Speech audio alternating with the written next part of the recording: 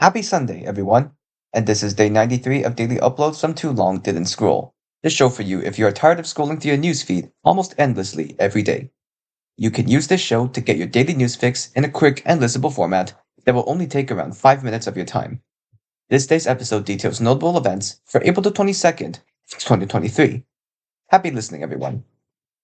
Standing amid the rubble, residents of Sevare in central Mali take stock of the damage.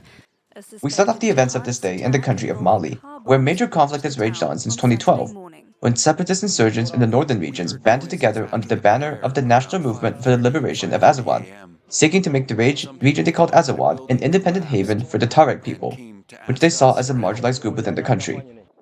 Northern Mali has been a conflict zone ever since, as MNLA forces drove out Mali government forces out of the region.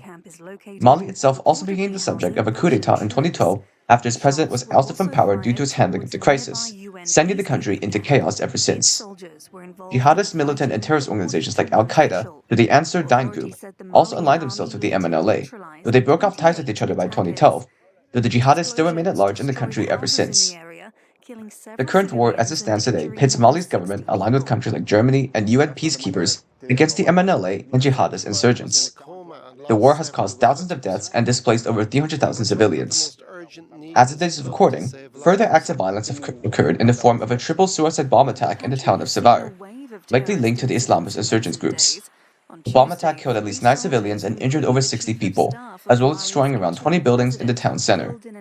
Additionally, near the town of Bamako, a helicopter belonging to Mali's Air Force crashed into a residential area after returning from a military operation. The military has stated there may have been victims of the incident, who has yet to give a specific figure.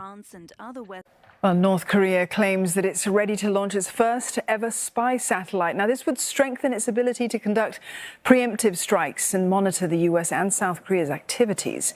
In the country of Japan, scares of North Korea continue to be a common occurrence, since as of this recording, North Korea plans to launch its reconnaissance satellite from the country as a potential deterrent against American and South Korean military presence in the region. Japan's military has since been put on a state of alert, as Japanese Defense Minister Yasukazu Hamada has announced that Japan's forces are ready to shoot down the satellite as soon as it enters Japanese territory.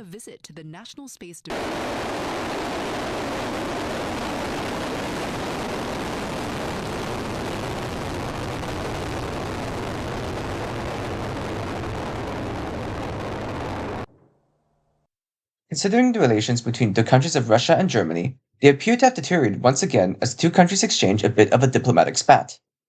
As of today's recording, reports have surfaced that Germany's government is prepared to expel around 34 Russian diplomats from the country's Russian embassy, likely due to worries that Russian diplomats were using their positions to recruit informants for purposes of sabotage and espionage. Russia has since announced a similar proposal in a tit-for-tat move, stating they will also expel 34 of their own German diplomats and significantly decrease the size of Germany's diplomatic mission to the country.